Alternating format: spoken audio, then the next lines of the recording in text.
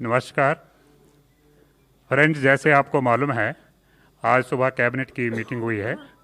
हमारे साथ हैं श्री रमेश पोखरियाल निशंक जी, एचआरडी मिनिस्टर, श्री प्रकाश जावड़ेकर जी, आई&बी minister, Shri Amit Khare ji and madam Anita Karwal ji, secretaries from the ministry of HRD. मैं मंत्री जी से अनुरोध करूंगा कि वो ब्रीफ करना।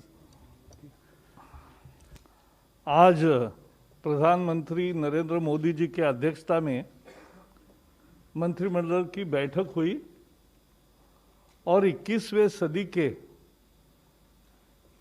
एक नई शिक्षा नीति को उसमें मंजूरी दी गई। यह बेहद महत्वपूर्ण है क्योंकि 34 साल से शिक्षा नीति में परिवर्तन नहीं हुआ था और इसलिए आज का ये जो परिवर्तन है और जो नई शिक्षा नीतियाँ है, मुझे विश्वास है कि पूरा समाज और सभी देशवासी इसका स्वागत करेंगे और दुनिया के शिक्षाविद भी इसको निश्चित रूप से सराहना करेंगे। So friends, as today we have Ramesh Pokhriyal ji also, but I'll request first Secretary, who will do first? Amit Khare ji, he is Secretary of Higher Education, so he'll do a presentation because बहुत सारे मुद्दे हैं और बहुत मुद्दों को ढंग से समझने के लिए एक अच्छा प्रेजेंटेशन है, सबको मिलेगा भी और प्रेस रिलीज भी डिटेल्ड है, वो भी मिलेगा।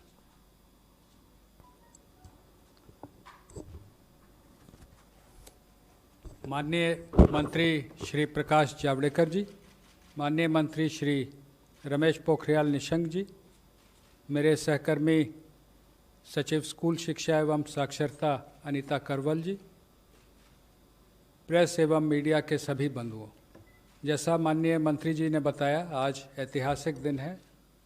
34 साल के बाद देश को एक नई शिक्षा नीति मिली है। मैं संक्षिप्त प्रस्तुतिकरण के माध्यम से पुरानी शिक्षा नीति के मुकाबले हम नई शिक्षा नीति में कहाँ हैं, जो बड़े परिवर्तन हैं वो क्या हो रहे हैं उच्च शिक्षा, स्कूल शिक्षा में, और इसका क्या आउटकम रहेगा, कितने छात्र छात्राएं लाभान्वित होंगे, किस प्रकार से नए संस्थान खुलेंगे, इस पर एक प्रेजेंटेशन है। सर ज़्यादा लंबा नहीं है, it is 11 slides. I'll just give you the background that starting with the University Education Commission way back in 1948, there was Secondary Education Commission followed by Kothari Commission.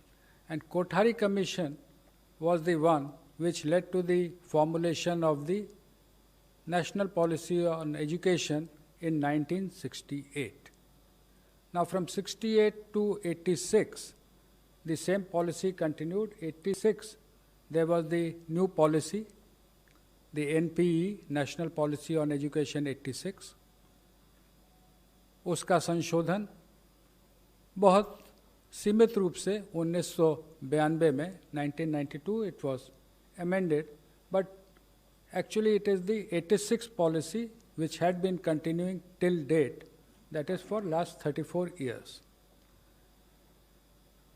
सरकार ने 2 समितियां बनाई, एक TSR सुब्रमण्यम की समिति जिसने मई 2016 में अपना प्रतिवेदन दिया था, और उसके बाद डॉक्टर के कस्तूरीरंगन जो प्रसिद्ध वैज्ञानिक हैं, इसरो में रह चुके हैं, चेयरमैन थे स्पेस कमीशन के, विभिन्न इंस्टीट्यूट्स के वो चांसलर हैं, बोर्ड ऑफ गवर्नर्स के डायरेक्टर हैं, शिक्षा से उनका जुड़ाव है, और शिक्षक और अन्य स्कूल शिक्षा, उच्च शिक्षा दोनों से जुड़े हुए जो बड़े वैज्ञानिक हैं या एकेडमिक हैं, उनकी कमेटी बनाएगी। कमेटी के डिटेल अंतिम स्लाइड में मैं दूंगा, कुछ जानकारी भी उसके बारे में आपको उपलब्ध कराऊंगा। नेक्स्ट। एक महत्वपूर्ण बात यह है कि सरकार के जो निर्देश हैं उसके आलोक में एक व्यापक कंसल्टेशन किया गया. It has been widely consulted. And just to give you an idea, through MyGov platform, we approached all the 2.5 lakh Gram Panchayats for their suggestions. Then when the draft committee report of Dr. Kasturi Rangan's draft National Education Policy was presented, we got it translated into 22 languages. Again, there were widespread consultations. There was education dialogue with honorable members of parliament. There was a special meeting of Central Advisory Board of Education on 21st of September last year.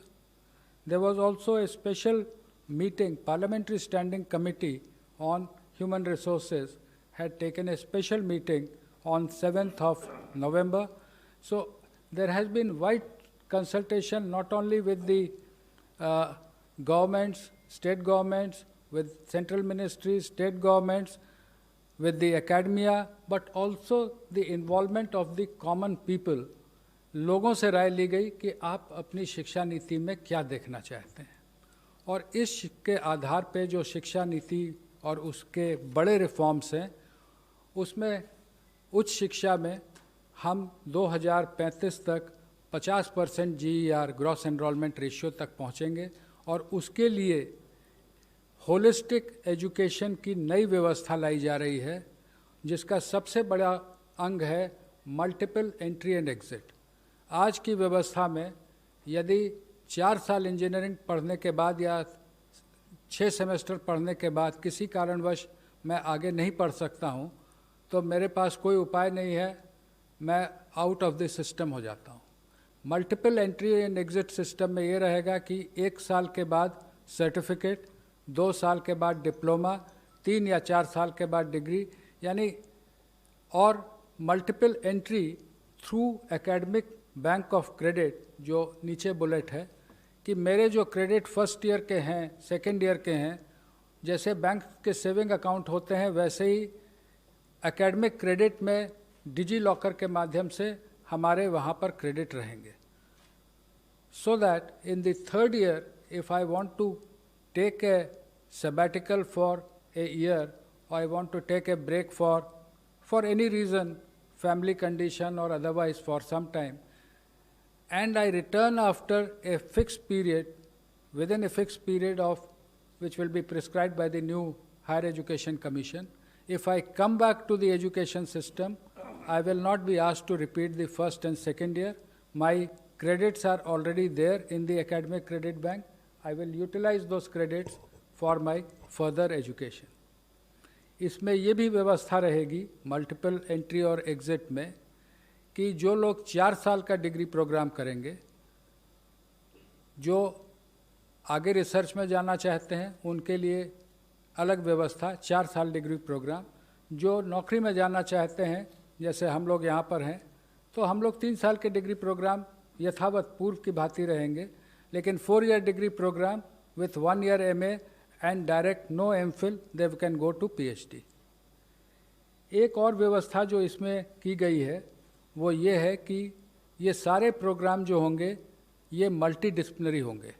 आज की जो व्यवस्था है, जब मैंने शिक्षा ग्रहण की थी महोदय, कि फिज़िक्स ऑनर्स के साथ केमिस्ट्री, मैथमेटिक्स या जूलॉजी, बॉटनी लिया जा सकता है, उसके साथ फैशन डिज़ाइनिंग नहीं ली जा सकती थी.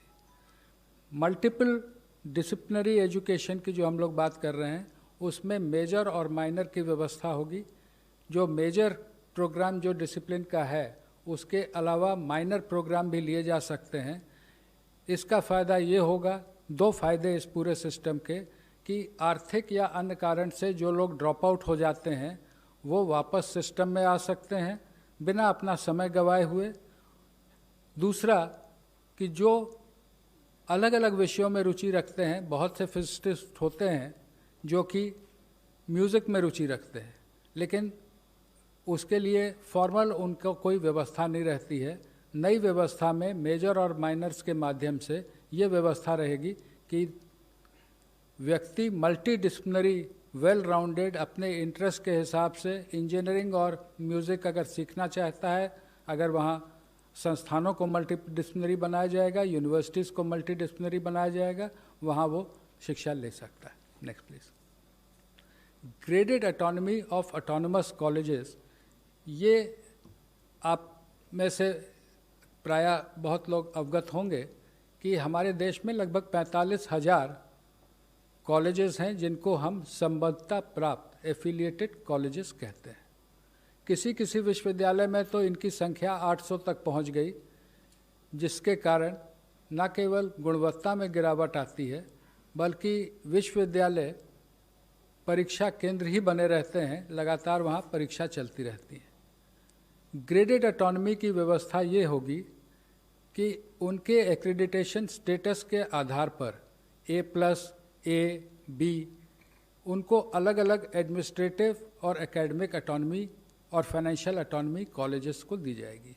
जो A+ हैं वो ज़्यादा ऑटोनॉमी पाएंगे, A वाले उससे कम, और B ग्रेड में जो रहेंगे उनको कहा जाएगा कि आप अपने आप में सुधार लाएं, तब आपको आगे इसमें व्यवस्था की जाएगी। नेशनल मिशन ऑन मेंटरिंग, जिसमें जो हमारी फैकल्टी है उसके उन्नयन और जो हमारे छात्र हैं उनको अच्छे मेंटर मिले, उनके एलुमनाई से, उनके टीचर से, इसकी व्यवस्था रहेगी। आज के दिन में as of today we have UGC, AICTE and National Council for Teacher Education. There will be single regulator for higher education. एक रेगुलेटर रहेगा जो कि सारे एजुकेशन, हायर एजुकेशन को एक ही रेगुलेटर देखेगा। उसमें अलग अलग एक्रेडिटेशन के लिए, अप्रूवल्स के लिए, फाइनेंसिंग के लिए अलग अलग वर्टिकल रहेंगे, लेकिन एक रेगुलेटर रहेगा। और वो regulator self disclosure based, online self disclosure based transparent system पे काम करेगा। हर चीज़ के लिए बार बार इंस्पेक्शन टीम बना के भेजने की जो वर्तमान व्यवस्था है, उसके जगह सेल्फ डिस्क्लोजर बेस्ड व्यवस्था लाई जाएगी। As on date, we have different norms for deemed universities, for the central universities, for different individual standalone institutions. The new policy says that for reasons of quality, norms will be same and not as per the ownership. चाहे वो deemed university हो या केंद्रीय विश्वविद्यालय हो या राज्य विश्वविद्यालय हो, शिक्षा के जो स्टैंडर्ड्स होंगे वो सबके लिए कॉमन होंगे। फ़ी फिक्सेशन पर भी समिति ने जो रिकमेंडेशन की थी उसका विस्तृत उल्लेख पॉलिसी में किया गया है। ब्रॉड रेगुलेटरी फ्रेमवर्क के अधीन फ़ी पर कैप रखा जाएगा। पब्लिक और प्राइवेट दोनों और फिलैंथ्रोपिक पार्टनरशिप भी रहेंगी, लेकिन जैसे मैंने कहा फ़ी फिक्सेशन पर के लिए भी इस पॉलिसी में व्यवस्था की गई है। और जो शुरू से हमारा लक्ष्य रखा है कि जीडीपी का 6% शिक्षा के क्षेत्र में व्यय होना चाहिए, अभी as on date it is around 4.43%, including the state government, centre and the state government. That we will work together, that is the central government, state governments will work together to achieve 6%. National research foundation, USA में national science foundation के बारे में आप में से बहुत लोगों ने सुना होगा, उसके बारे में पढ़ा होगा कि वहाँ के रिसर्च प्रोजेक्ट्स जो होते हैं वो फाउंडेशन NSF के माध्यम से स्पॉन्सर होते हैं। हमने उसको थोड़ा सा सरकार ने विस्तृत करके नेशनल रिसर्च फाउंडेशन, इसमें न केवल साइंस बल्कि सोशल साइंस भी शामिल होगा। और ये नेशनल रिसर्च फाउंडेशन जो बड़े प्रोजेक्ट हैं उनकी फाइनेंसिंग करेगा। और इससे हम समझते हैं कि शिक्षा के साथ रिसर्च में जो हमको आगे आना है, जो रिसर्च, इनोवेशन, पेटेंटिंग, इसमें हम आगे बढ़ सकेंगे। शिक्षा के अंतर्राष्ट्रीयकरण के बारे में पॉलिसी ने विस्तार से चैप्टर 12 में उल्लेख किया है।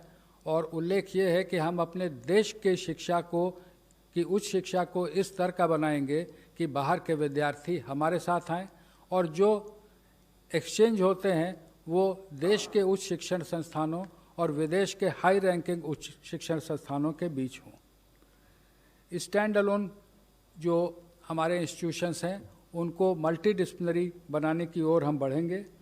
टेक्नोलॉजी का व्यापक उपयोग ड्राफ्ट पॉलिसी में भी उल्लेखित था। कोविड के कारण पूर्व से ही व्यापक उपयोग होने लगा है, पॉलिसी में लिखा है कि टेक्नोलॉजी का व्यापक उपयोग होगा विथ इक्विटी, यानी हम समावेशी रूप से टेक्नोलॉजी का उपयोग करेंगे, लेकिन इस प्रकार से करेंगे कि जो हमारे साथी पीछे हैं या जो आर्थिक कारणों से जिनके पास डिवाइस या कनेक्टिविटी में रुकावट है, तो हम उनको साथ लेते हुए आगे बढ़ेंगे. No child should be left behind. Technology will be used but every child will be taken on board. Indian knowledge system के बारे में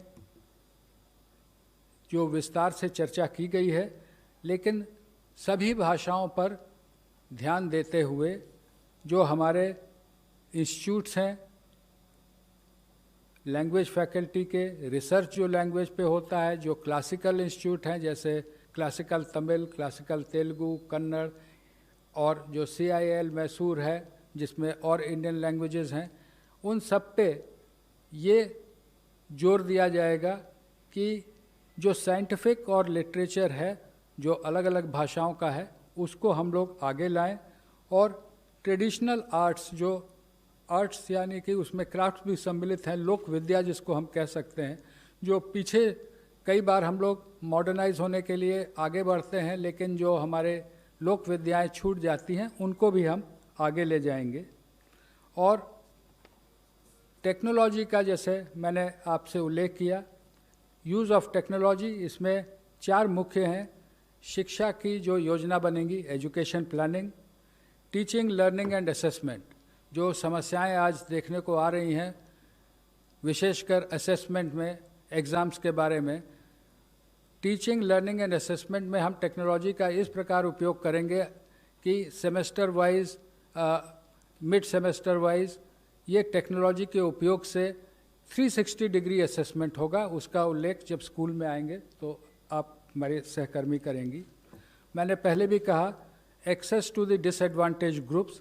disadvantage could be economical, disadvantage could also be due to differently abled persons. उनके बारे में भी विशेष उल्लेख है कि दिव्यांगजनों के लिए टेक्निक का और टेक्नोलॉजी का उपयोग कर हम कैसे उनको शिक्षा में आगे बढ़ाएंगे. ई कंटेंट इन रीजनल लैंग्वेजेस, कई बार हमारा विशेषकर जो साइंटिफिक इंस्टीट्यूशंस में फोकस पूरी तरह से इंग्लिश पे हो जाता है या कहीं कहीं पे हिंदी पे रहता है, लेकिन जो ई कोर्सेज रहेंगे वो कम से कम 8 भाषाओं में, ये मंत्री जी ने बीच में ही निर्णय लिया है कि देश की जो प्रमुख 8 भाषाएं हैं, तमिल, तेलुगु, कन्नड़, मलयालम, इधर गुजराती, मराठी और ओडिया, बंगाली, तो इनमें हम ई कोर्सेज डेवलप करेंगे. केवल इंग्लिश हिंदी में नहीं बल्कि रीजनल लैंग्वेजेस में भी ई कोर्स रहेंगे. वर्चुअल लैब्स पर कार्य IIT मद्रास ने शुरू कर दिया है. बहुत से कॉलेजेस में लैब्स नहीं रहते हैं या स्कूल में लैब की वैसी व्यवस्था नहीं रहती है. आजकल सिमुलेटर टाइप के लैब नई टेक्नोलॉजी में आ गए हैं. उनको ला करके लैब का actual field hand on experience हम वर्चुअल लैब से कराएंगे. इसके लिए एक नेशनल टेक्नोलॉजी फोरम, कोई अलग से ये ब्यूरोक्रेसी बढ़ाने का नहीं है, लेकिन private sector, government sector, educationist, technologist, इन सबको एक जगह लाने की ये व्यवस्था होगी. मैं इसके साथ ही अनुरोध करूंगा, स्कूल एजुकेशन के प्रमुख जो रिफॉर्म्स हैं उस पर सचिव स्कूल शिक्षा बताएंगे. माननीय मंत्री जी श्री जावड़ेकर जी, माननीय मंत्री श्री निशंक जी, सचिव उच्च शिक्षा श्री खरे जी, PIB से कुलदीप जी और प्रेस के मित्रों, जैसा कि सर ने कहा मैं यहीं से शुरू करती हूँ. ये जो पूरी जो हमारी पॉलिसी आज आई है बाहर, उसमें 27 मेजर हेडिंग्स हैं. सर टेक्नोलॉजी से 27 जो मेजर हेडिंग्स हैं उसमें 10 हेडिंग्स सिर्फ स्कूली शिक्षा के लिए हैं, 10 हेडिंग्स सिर्फ उच्च शिक्षा के लिए हैं, लेकिन 7 हेडिंग्स ऐसे हैं जो कॉमन हैं. और वो जो कॉमन है उसमें ये टेक्नोलॉजी और ऑनलाइन एजुकेशन भी है. तो जैसा कि सर कह रहे थे कि ऑनलाइन एजुकेशन और टेक्नोलॉजी, जो आप ऊपर जो 4 बुलेट देख रहे हैं, टेक्नोलॉजी का जो यूज़ है एजुकेशनल टेक्नोलॉजी का, वो ऑनलाइन एजुकेशन मतलब सेकंड बुलेट है. टीचिंग, लर्निंग एंड असेसमेंट के लिए तो यूज़ होगा ही, लेकिन एजुकेशनल टेक्नोलॉजी जो बाकी एरियाज़ हैं उसके लिए भी यूज़ करने के लिए काफ़ी डिटेलिंग है उसमें। अब हम स्कूल के रिफॉर्म्स की तरफ आएँ तो इसमें काफ़ी पाथ ब्रेकिंग रिफॉर्म्स हैं जो कि इनफैक्ट पहली बार किसी भी एजुकेशन पॉलिसी में आई है। सबसे पहली चीज़ तो 1986 में जैसा कि ICDS स्कीम का इंट्रोड्यूस किया गया था, लेकिन इस बार जो है वो early childhood care and education के लिए एक पूरा करिकुलम बनाने की बात है। करिकुलम के अलावा यूनिवर्सलाइजेशन जो सस्टेनेबल डेवलपमेंट गोल्स में भी जो लिखा हुआ है, तो इस शिक्षा को जो पूर्व प्राथमिक शिक्षा होती है उसकी यूनिवर्सलाइजेशन की बात की गई है। इसका जो करिकुलम है वो NCERT के द्वारा डेवलप होगा और 3 से 6 वर्ष के जो बच्चे हैं जो आंगनवाड़ी में भी पढ़ते हैं, कुछ बच्चे प्री स्कूल में भी पढ़ते हैं, उन दोनों सिस्टम्स को कंटिन्यू करके वहाँ पे एक play based, activity based, flexible, multifaceted जो करिकुलम होता है वो लागू किया जाएगा, जिसके लिए ट्रेनिंग की जाएगी। दूसरा जो एक बहुत बड़ा इसमें निर्णय है वो है कि जो बुनियादी शिक्षा होती है, जो बच्चे 6 से 9 वर्ष के होते हैं जो कक्षा 1 से 3 में पढ़ते हैं, उनके लिए बेसिक लिटरेसी यानी कि साक्षरता, बेसिक न्यूमरेसी जो संख्या ज्ञान होता है, इन दोनों चीज़ों के ऊपर फोकस करते हुए एक नेशनल मिशन सेटअप किया जाएगा जो सिर्फ इस चीज़ के ऊपर फोकस करेगी और पूरे देश के बच्चों की ट्रैकिंग करके वो बच्चे कक्षा 3 तक फाउंडेशनल लिटरेसी और न्यूमरेसी को अचीव कर लें, ये उसका ऑब्जेक्टिव रहेगा। जो तीसरा बड़ा इसमें रिफॉर्म है वो है जो पाठ्यक्रम का और पढ़ाने के तरीके का जो स्ट्रक्चर है उसमें चेंज है।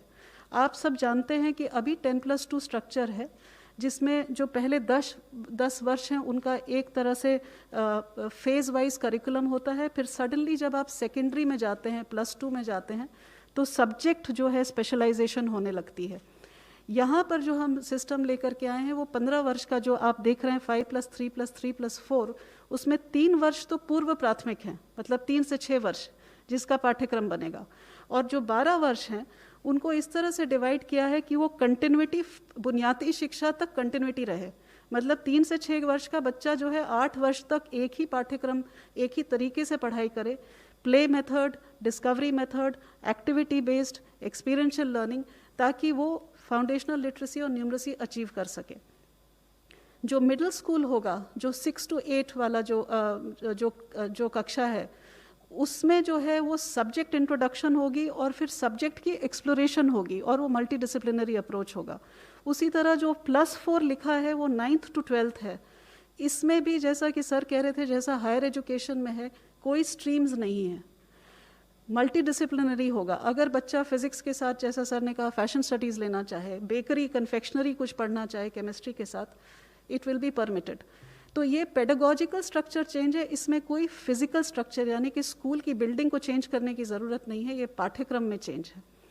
जो करिकुलम है इसमें खास करके भारण दिया गया है कि साइंटिफिक टेम्पर बच्चे का बचपन से 3 साल की उम्र से लेके 18 साल तक, और उसी तरह मैथमेटिकल थिंकिंग।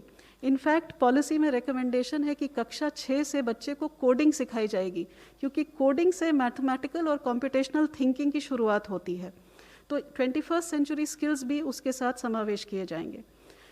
जो 5वां बुलेट है, जो अभी जो रिजिड सेपरेशन है कि ये एक्स्ट्रा करिकुलर एक्टिविटी है अगर आप स्पोर्ट्स में चले गए, ये को करिकुलर एक्टिविटी अगर आपने डिबेटिंग कर ली, आप म्यूज़िक सीखना चाहते हैं तो वो एक्स्ट्रा है, या वोकेशनल सीखना चाहते हैं तो वो नॉन एकेडमिक है। वो सारा जो सेपरेशन है वो हट जाएगा, सारे सब्जेक्ट्स पढ़ाए जाएंगे, music, arts, sports, vocational, academics, everything will be on the same level. Gifted children जो होते हैं, जो टैलेंटेड होते हैं, उनको आइडेंटिफाई करना बहुत ज़रूरी होता है। ये इंक्लूजन के लिए बहुत ज़रूरी है। सर ने इंक्लूजन की जो बात की, यहाँ पे 2 तरह का इंक्लूजन है।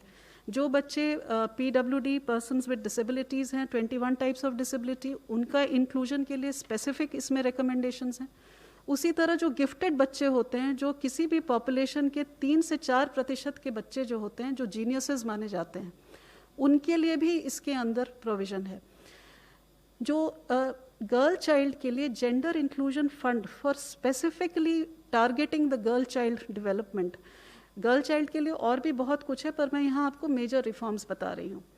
जो कस्तूरबा गांधी बालिका विकास विद्यालय हैं, वो अभी कक्षा 8, कहीं कहीं कक्षा 10 तक है, उनको कक्षा 12 तक हर एक जगह ले जाया जाएगा। जो मेन चीज़ है, जो आप सेकंड लास्ट बुलेट देख रहे हैं, कि जो करिकुलम है हमारा वो इतना हैवी है कि बच्चे जो है life skills, scientific temper, problem solving, critical thinking, उसके लिए उनके पास टाइम ही नहीं है। तो करिकुलम को एसेंशियल कंटेंट तक सीमित किया जाएगा ताकि समय मिले बच्चे को कि ये सब चीज़ एक्सप्लोर कर सके। वो प्रोजेक्ट बेस्ड लर्निंग में जाएगा, एक्टिविटी बेस्ड लर्निंग में जाएगा, एक्सपीरियंशियल लर्निंग में जाएगा। वोकेशनल जो है वो क्लास 6 से शुरू किया जाएगा। ये भी इस पॉलिसी में पहली बार है। पिछली पॉलिसीज़ में दिया हुआ है कि स्कूलिंग में सेकेंडरी लेवल पे वोकेशनल शुरू होगा, ये कक्षा 6 से शुरू किया जाएगा। इसमें इंटर्नशिप्स भी हम पॉलिसी में लेके आए हैं कि बच्चा जो लोकल क्राफ्ट्स पर्सन है या ट्रेड पर्सन है, वहाँ जाकर के बैगलेस डे करके 10 दिन की इंटर्नशिप साथ में उनके साथ बैठ के करे, चाहे वो लॉन्ड्री चलाता हो, कारपेंटर हो, इलेक्ट्रिशियन हो, उसके वहाँ जाके अटैचमेंट करके बच्चा समझे कि लोकल क्राफ्ट्स ट्रेड्स क्या हैं। जो एक और मेजर रिफॉर्म है वो करिकुलम फ्रेमवर्क, जो हमारा पाठ्यक्रम की जो रूपरेखा होने वाली है वो 4 जगह वो चेंज होने वाली है। एक तो स्कूली शिक्षा की जो NCF है वो 2005 में बनी थी, 15 साल हो चुके हैं उस बात को, वो नया पाठ्यक्रम आएगा। उसी तरह से जो टीचर्स एजुकेशन जो 2009 में बनी थी, 11 साल पहले, वो भी अब हम हाथ पर लेंगे। जो अर्ली चाइल्डहुड एजुकेशन की मैंने आपसे जो बात करी कि वो भी जो है अब की बार पहली बार इस तरह से बनेगा कि 0 से 3 वर्ष का सब फ्रेमवर्क बनेगा, जिसमें पेरेंट्स को बताया जाएगा कि आप घर पे क्या कर सकते हैं, और 3 से 6 वर्ष का आंगनवाड़ी के अंदर या प्री स्कूल में अगर बच्चा है तो उसके लिए बताया जाएगा। बोर्ड एग्ज़ाम, इसके ऊपर काफ़ी विस्तृत में पॉलिसी में लिखा हुआ है। बोर्ड एग्ज़ाम जो है उसका महत्व जो है उसको कम करने के लिए बहुत सारे तरीके बताए गए हैं। फर्स्ट ऑफ ऑल ये कहा गया है कि मॉड्यूलर एग्ज़ाम्स हो सकते हैं, साल में 1 बार होना ज़रूरी नहीं है, 2 बार हो सकते हैं। बोर्ड एग्ज़ाम्स के लिए हर सब्जेक्ट को, मैथमेटिक्स से शुरू करते हुए हर सब्जेक्ट को 2 लेवल पे ऑफ़र किया जा सकता है। और तीसरा ये भी कहा गया है कि बोर्ड एग्ज़ाम को 2 भाग में बांटा जाए, ऑब्जेक्टिव एंड डिस्क्रिप्टिव। इस तरह से काफ़ी सारे इसके अंदर पॉलिसी में चीज़ें लाई गई हैं बोर्ड एग्ज़ाम्स के लिए। और ये भी कहा गया है कि बोर्ड एग्ज़ाम सिर्फ नॉलेज के एप्लीकेशन को टेस्ट करे, रोट लर्निंग को नहीं, जो आप रट करके जाते हैं उसको नहीं, लेकिन वहाँ जा कर के जो रोज़मर्रा की ज़िंदगी में आपके नॉलेज को अप्लाई करने की बात है उसको टेस्ट किया जाए। जो शिक्षा का माध्यम है उसमें ये लिखा है कि जहाँ तक पॉसिबिलिटी हो वहाँ तक 5वीं कक्षा तक मातृभाषा या नहीं तो क्षेत्रीय भाषा हो या घर की जो भाषा बोली जाती है उसमें पढ़ाया जाए, और हो सके तो 8वीं तक पढ़ाया जाए और उसके आगे भी पढ़ाया जाए जहाँ पॉसिबल हो। एक बड़ी इंटरेस्टिंग चीज़ इसमें लेके आए हैं कि जो बच्चे का जो आप रिपोर्ट कार्ड होता है, आप सबके बच्चों का रिपोर्ट कार्ड आता होगा, वो 2 पेज का होता है। एक साइड सब्जेक्ट लिखे होते हैं और उसमें कुछ मार्क्स और लाल रंग की लाइन वाइन कहीं डाल दी जाती है, और दूसरी साइड लिखा जाता है कि बच्चा क्लास में बात नहीं करता, बस इतने सा रिपोर्ट कार्ड होता है। ये एक होलिस्टिक रिपोर्ट कार्ड की बात हो रही है। इसमें 3 तरह के मूल्यांकन होंगे। एक तो खुद बच्चा अपना मूल्यांकन करेगा, दूसरा सहपाठी जो उसके हैं वो उसका मूल्यांकन करेंगे, और तीसरा उसके शिक्षक उसका मूल्यांकन करेंगे। और ये जो रिपोर्ट कार्ड है इसमें हर साल इस बच्चे को कौन सी लाइफ स्किल इस बच्चे में समावेश होनी चाहिए वो लिखा होगा, पेरेंट्स के साथ चर्चा होगी, और वो हर लाइफ स्किल के ऊपर चर्चा करता हुआ रिपोर्ट कार्ड बनेगा, जो हम लोग आर्टिफिशियल इंटेलिजेंस पे बेस करके जब बच्चा 12वीं कक्षा में निकलेगा तो उसके पास अपने पिछले 15 साल का पूरा एक, जिसको कहते हैं कच्चा चिट्ठा होगा, जिसमें लिखा होगा कि वो कौन कौन सी स्किल्स उसने इम्बाइब करी हैं। हर एक बच्चे का, चूँकि हम बुनियादी शिक्षा के ऊपर बहुत ज़ोर देने वाले हैं, तो ऐसे हर एक बच्चे का लर्निंग आउटकम्स हमको ट्रैक करना पड़ेगा कि उस बच्चे ने बुनियादी शिक्षा, लिटरेसी और न्यूमरेसी उसको अचीव की है या नहीं। तो वो उसकी बात की गई है। एक नेशनल असेसमेंट सेंटर जिसका नाम परख रखा गया है। परख stands for performance analysis review, performance assessment review and analysis of knowledge for holistic development. बच्चे को परखने के लिए क्या करना चाहिए। ये जो सेंटर है, जो हमारे देश में करीब अभी 60 रिकग्नाइज्ड स्कूल बोर्ड्स हैं, उनके लिए स्टैंडर्ड्स, नॉर्म्स, गाइडेंस, ये पहली बार हो रहा है, ये किसी शिक्षा नीति में पहले कभी नहीं आया है। ये गाइडलाइंस देंगे ताकि जो हर एक स्कूल बोर्ड है, एक बेंचमार्क जो सेट किया जा रहा है वहाँ तक पहुँच सके। NTA जो है नेशनल टेस्टिंग एजेंसी, वो हर एक यूनिवर्सिटी और कॉलेज को ऑफर करेगी एक एंट्रेंस एग्जामिनेशन, ताकि जो बच्चे हैं एक कॉमन एग्जामिनेशन से कॉलेज और यूनिवर्सिटी में एडमिशन ले सकें। ये मैंडेटरी नहीं है, ये ऑफर होगा NTA की तरफ से।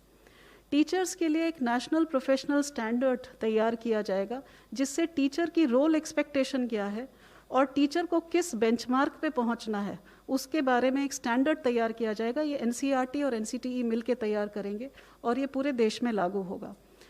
बुक्स की प्रमोशन के लिए ये पढ़ना कितना ज़रूरी है, इसके ऊपर हम लोग बहुत ज़ोर दे रहे हैं, क्योंकि बच्चा अगर पढ़ नहीं पाता है तीसरी कक्षा तक तो वो आगे उसका पढ़ाई जो है उसकी बहुत सीमित हो जाती है। तो books, reading and promotion policy, उसी तरह डिजिटल लाइब्रेरीज़ के ऊपर जोर रहेगा। सर ने जैसा बताया, स्कूल्स में भी एक ट्रांसपेरेंट ऑनलाइन सिस्टम होगा सेल्फ डिस्क्लोजर का स्कूलों का, for public oversight and accountability. अब इसके आउटकम्स क्या होंगे? पहली चीज़ तो मैंने जैसे कि कहा कि पूर्व प्राथमिक शिक्षा से लेकर के सेकेंडरी स्कूलिंग का यूनिवर्सलाइजेशन 2030 तक करने की बात है, क्योंकि सस्टेनेबल डेवलपमेंट गोल से ये पॉलिसी अलाइंड है। दूसरी चीज़ की जो बुनियादी शिक्षा है, हर बच्चा जो कक्षा 3 में पहुंचेगा उसकी बुनियादी शिक्षा अचीवमेंट हो, वो 2025 मतलब 6 साल के अंदर करने की बात है। 100% GER सेकेंडरी लेवल की 2030 तक। जो हमारे बच्चे आउट ऑफ स्कूल हैं वो हर एक बच्चे को हमें वापस लाना है। जो टीचर्स हैं उनको जो अब नए तरीके से असेसमेंट होने वाला है, मूल्यांकन का तरीका बदलने वाला है, उसके लिए उनकी तैयारी 2023 तक करके उसको हमें लागू कर देना है।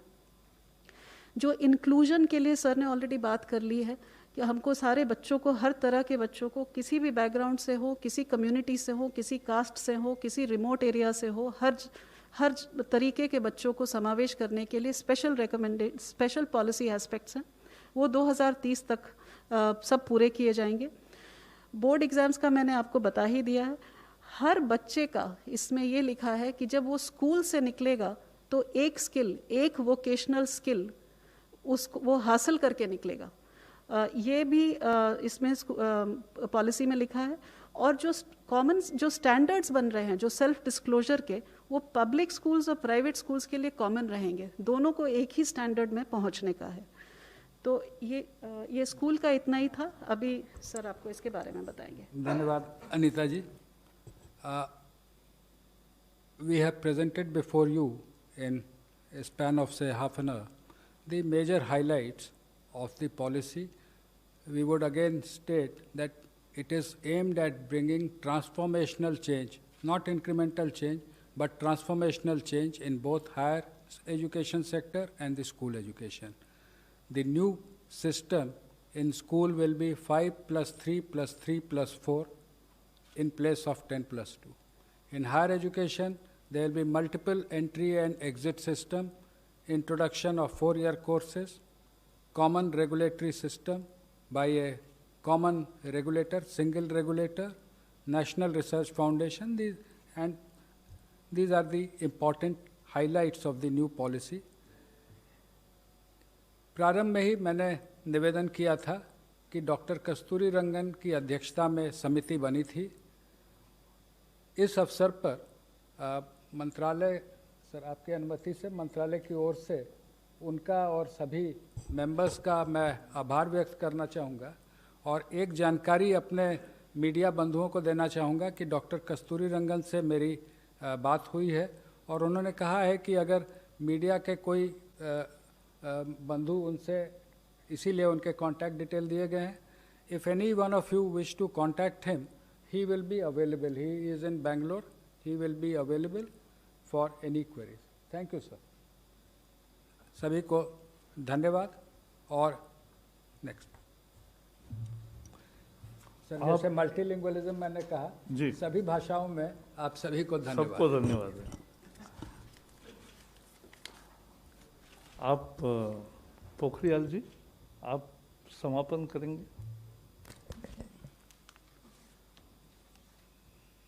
आदरणीय जावड़ेकर जी, अधिकारी वर्ग और मित्रों, आज हिंदुस्तान के इतिहास में एक ऐसा अवसर आया है जब इस देश के यशस्वी प्रधानमंत्री नरेंद्र मोदी जी की अध्यक्षता में इस देश की ऐसी शिक्षा नीति जो 1986 के बाद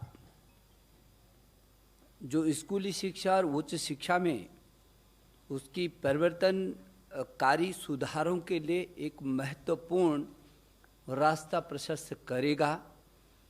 और जो हमारे देश के प्रधानमंत्री ने एक नए भारत के निर्माण की बात की है, जो स्वच्छ भारत होगा, स्वस्थ भारत होगा, सशक्त भारत होगा, समृद्ध भारत होगा, श्रेष्ठ भारत होगा, एक भारत होगा।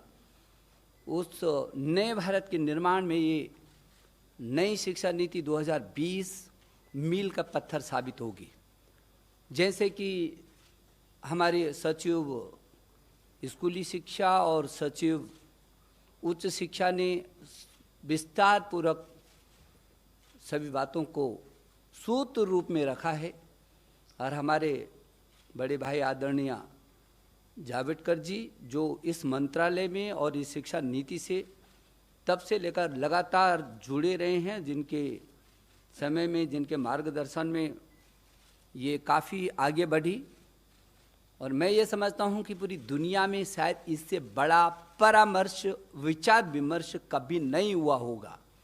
इतना बड़ा नवाचार ये दुनिया के लिए एक उदाहरण है, जब किसी नीति पर देश के कोने कोने से, अभिभावकों से, छात्रों से, अध्यापकों से, विशेषज्ञों से, शिक्षाविदों से, राजनीतिज्ञों से, जनप्रतिनिधियों से और यहाँ तक कि 1,25,000 ग्राम समितियों से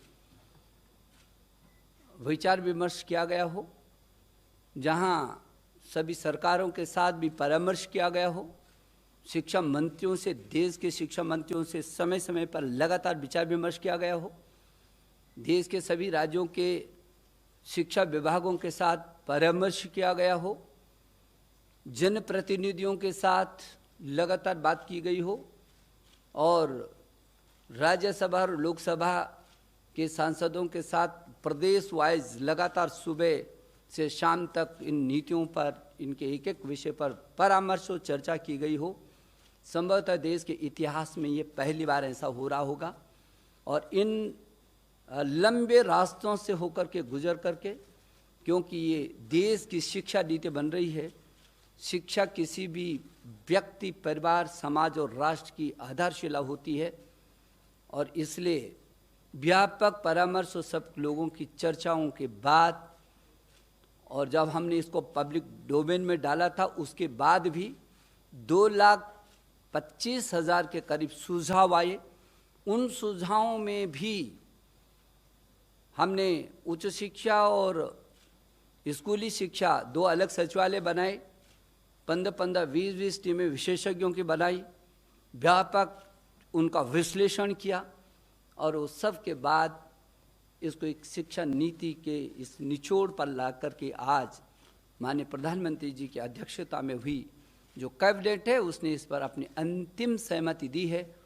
मैं मानव संसाधन विकास मंत्रालय, जो अब शिक्षा मंत्रालय के नाम से जाना जाएगा, उस मंत्रालय की ओर से मैं अपने देश के यशस्वी प्रधानमंत्री जी का आभार प्रकट करना चाहता हूं, पूरी कैबिनेट का आभार प्रकट करना चाहता हूं, और मैं देश के लगभग 1,000 से भी अधिक विश्वविद्यालय, 45,000 से भी अधिक डिग्री कॉलेज, 15 लाख से भी अधिक स्कूल, 1,09,00,000 से भी अधिक अध्यापक, और कुल अमेरिका की जितनी आबादी नहीं है उससे भी अधिक 33 करोड़ से भी अधिक छात्र और छात्राओं को आज के इस ऐतिहासिक दिन पर बधाई देना चाहता हूं, शुभकामना देना चाहता हूं। मुझे भरोसा है कि जो ये हमारी शिक्षा नीति है, ज्ञान, विज्ञान, अनुसंधान, नवाचार, प्रौद्योगिकी से युक्त, संस्कार क्षम, मूल्य परक, हर क्षेत्र में हर परिस्थिति का मुकाबला करने वाली, पूरी दुनिया के लिए भारत में ज्ञान की महाशक्ति के रूप में उभर करके आएगी। जब पूरी दुनिया का सबसे बड़ा गंतव्य, शिक्षा का गंतव्य हिंदुस्तान होगा। मैं एक बार फिर आप सबको भी शुभकामनाएं देना चाहता हूं। और आज तो ये नीति में मुख्य क्या क्या बिंदु हैं, इन बिंदुओं की चर्चा की, लेकिन कभी भी आपको चर्चा करनी हो तो मैं समझता हूं कि उसके लिए हमेशा चर्चा के लिए समय है। और इस पे इतनी व्यापक चर्चा हुई है, लेकिन इस नीति को नीचे तक ले जाने के लिए आपकी भी सहयोग की हमको ज़रूरत पड़ेगी। एक बार प्रकाश भाई को भी मैं बहुत धन्यवाद देना चाहता हूँ। बहुत बहुत धन्यवाद। आज today this is a historic decision which has been explained by both the secretaries and the minister concerned, and I think we are giving along with it a detailed note in which all the features of new education policy are mentioned. And therefore today I have a request, क्योंकि अगर सवाल पूछने को एक बार शुरू करेंगे तो हर एक को सवाल है, क्योंकि शिक्षा हर घर का विषय है, आपका भी है, और इसलिए हम एक भी प्रश्न अनुत्तरित नहीं रखना चाहते। लेकिन वो आज सब न करते हुए कल से, हाँ, यानी बाद में मंत्री जी मिलेंगे, और क्योंकि आपको भी डाइजेस्ट करना है। और देखो, आज अगर आप सारा रिपोर्ट, सारा प्रेजेंटेशन और सभी प्रेस रिलीज सब दोगे तो पेपर में दूसरा और प्रश्नोत्तर, तो दूसरा कुछ छापने को जगह नहीं रहेगी। तो ऐसा मत करो। और इसलिए so will take questions afterwards, not today. That's a special request. Thank you. Thank you very much, sir. Thank you, sir. I will, Friends. we are meeting.